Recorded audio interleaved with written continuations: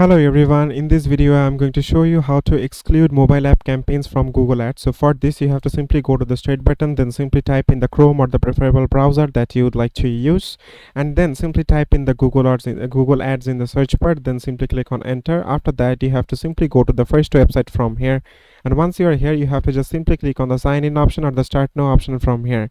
And from here what you need to do, once you click on the sign in, you have to just simply put in your login credentials, and after that it will simply take you to a page like this, and from here you have to just simply click on the campaigns icon in the left hand side. And once you click on the campaigns icon you have to just simply choose the audiences, keywords and content, and from here you have to just simply click on the content option from here.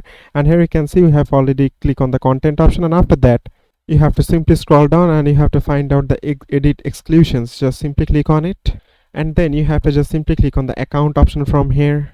Once you're in the account option, you will get lots of options from here. Let's say YouTube channels, YouTube videos, websites and apps, app categories. You can just choose any of these and just simply press the URL ID or the video that you would like to exclude from, and that's how you can easily exclude placements on YouTube display and other search partner networks. So it is as simple as that, guys. Thank you very much for watching this video.